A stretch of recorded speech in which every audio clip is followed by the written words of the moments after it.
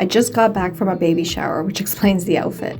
But we are making traditional and gluten-free pizza. Let's see how it turns out. The reason I started this right after the baby shower is that I wanted to start my traditional pizza dough tonight so it could rest overnight. Someone recommended this for better texture, so I'm giving it a try. I start with 1.5 cups of warm water and 2 teaspoons of yeast that I keep in the freezer. Then in a large bowl, I add 3.5 cups or 440 grams of all-purpose white flour, 1 teaspoon of salt, and 2 tablespoons of olive oil. The olive oil is supposed to keep the dough from getting dry overnight. And I'm not sure if I mentioned when I was putting in the yeast on the side, I also added 1 teaspoon of sugar. It's actually the sugar and the warm water that help the yeast develop. So the yeast has been sitting around for around 10 minutes. I add it into the flour and salt and olive oil mixture and then start mixing it together. After a little while, you have to start kneading it with your hands in order to create a dough-like ball. So the dough for pizza is a little bit, I would say, harder than, let's say, bread dough or cookie dough. It has to be like a thicker consistency. Then I oil up the same pan that I mix the dough in and then add the dough back in. Now, tonight I put a towel over it because this is what I was recommended, but I think next time I'm gonna put saran wrap and maybe even put it in the fridge because the dough was just a little bit dry. The person told me, leave it overnight in a warm area so it would rise better, and it did rise, but it just had a little bit of dryness to it. It was still workable, it was still fine, but next time maybe I will use saran wrap. So it is now the next day, and my daughter's little hands are helping me shape the pizza and make the gluten-free one. So the amount of dough I made about 2 pizzas. So we split it up into 2, and then we started rolling out the dough.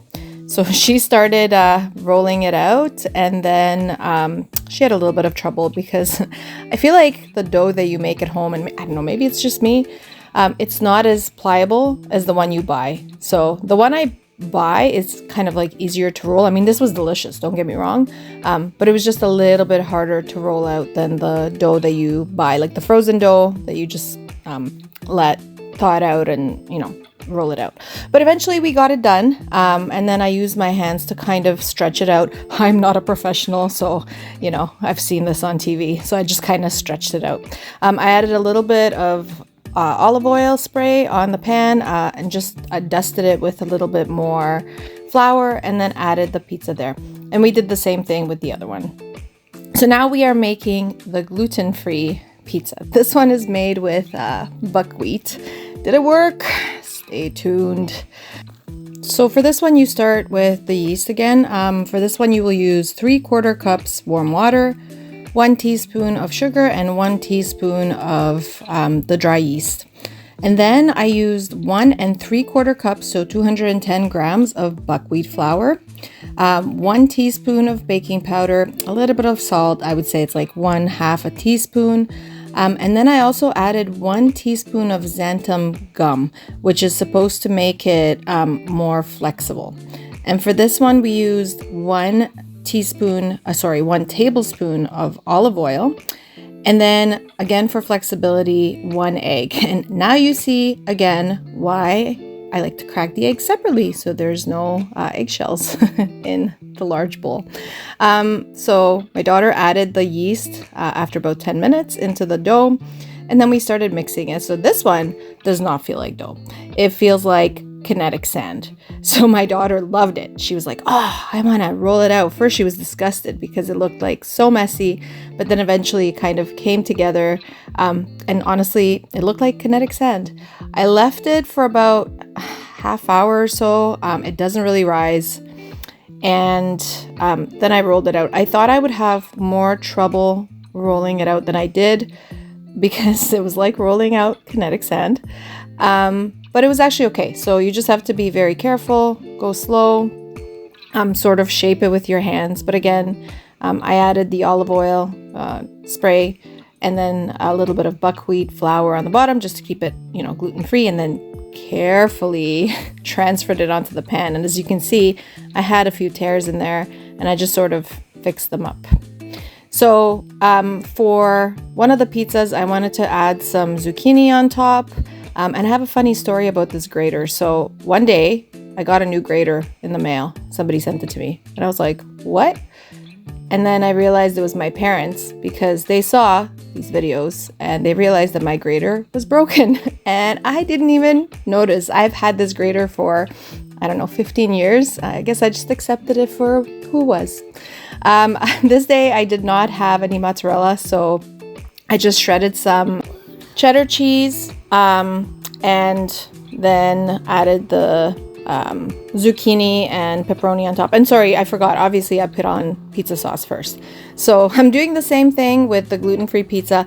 The gluten-free one, next time, if I ever make it with buckwheat again, it needs a little more sauce, because I feel like it absorbs the sauce while it cooks. And I ran out of the cheddar cheese that you shred, so I just added cheese slices, and it was perfectly fine.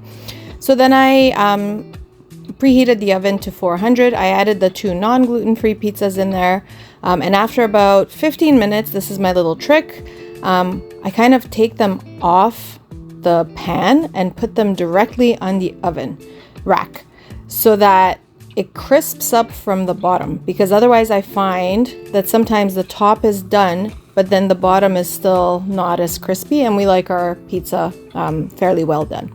So that works on the gluten-free ones. You cannot do that on the non-gluten-free one, at least the buckwheat one. So the buckwheat one, you just keep on the pan for about, 25 minutes. Maybe next time I would even give it another 3 minutes, so like 28 minutes. But anyways, there they are. I ate mine with a salad. The verdict, it was probably a 5 out of 10 for pizza taste. The next day, it actually tasted decent, but I think next time I'm gonna try again with maybe oat flour. So stay tuned for that. Subscribe for more mom-friendly and kid-friendly recipes that fit real life. Enjoy!